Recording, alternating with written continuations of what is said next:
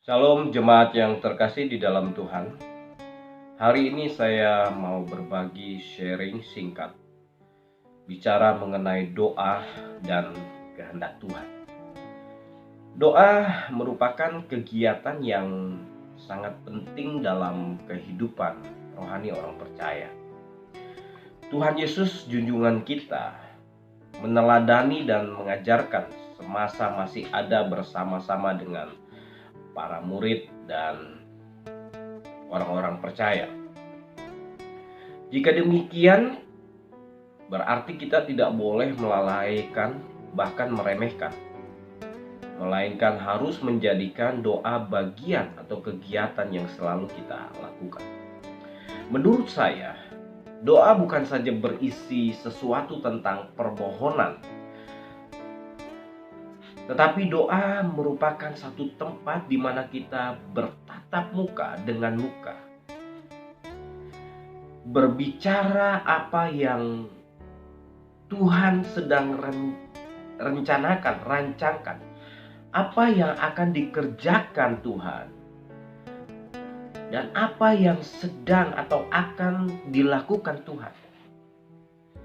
Jadi doa suatu tempat kita untuk membangun hubungan lebih dekat dengan Tuhan, semakin intim dengan Tuhan.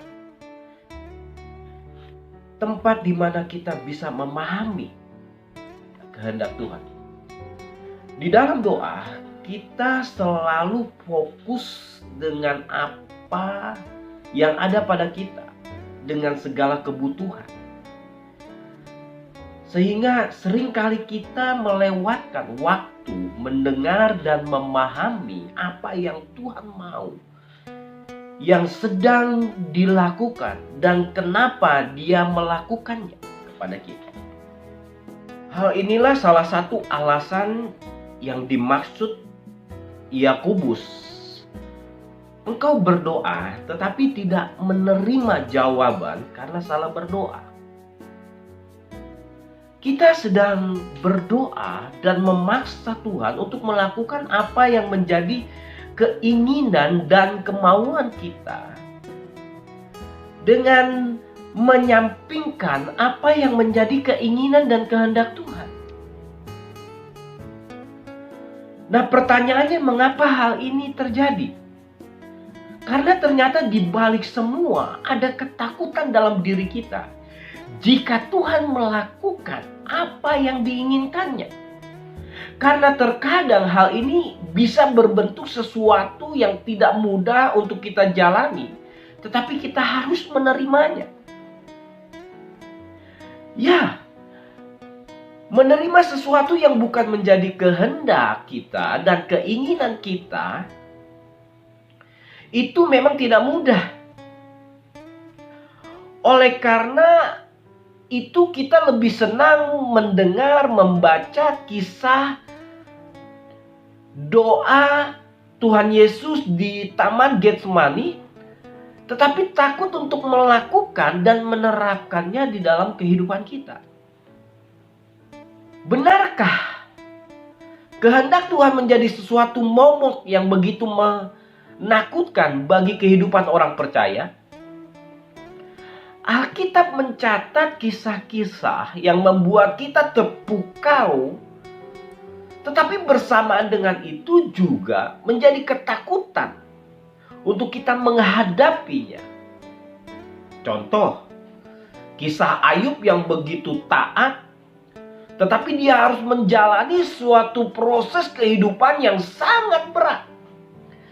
Kita lebih fokus pada berkat yang Ayub terima daripada penderitaan yang dia harus lalui karena ketaatannya.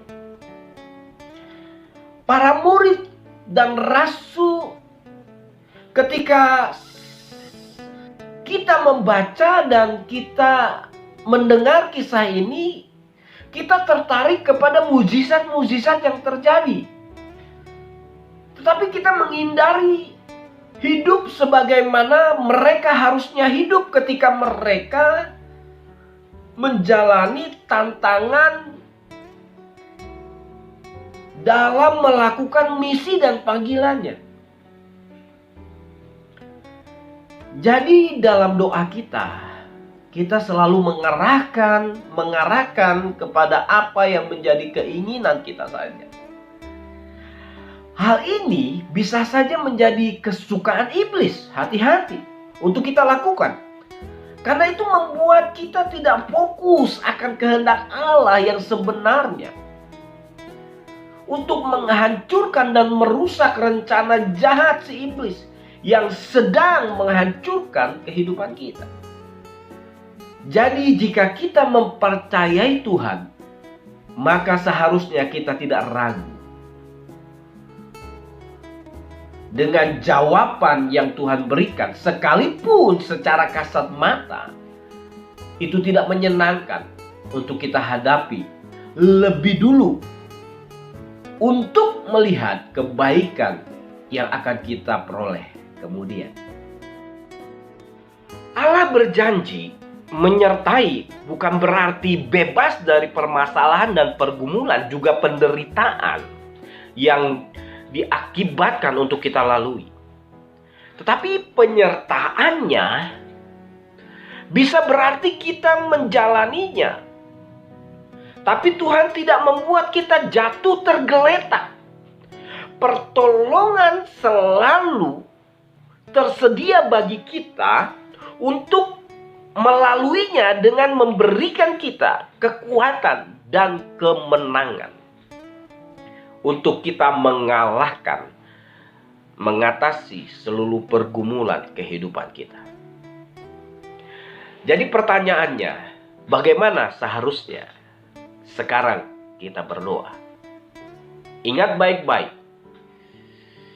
doa kita menjadi gambaran siapa kita, seperti apa kita, dan bagaimana tingkat kedewasaan kita di dalam iman dan kerohanian kita.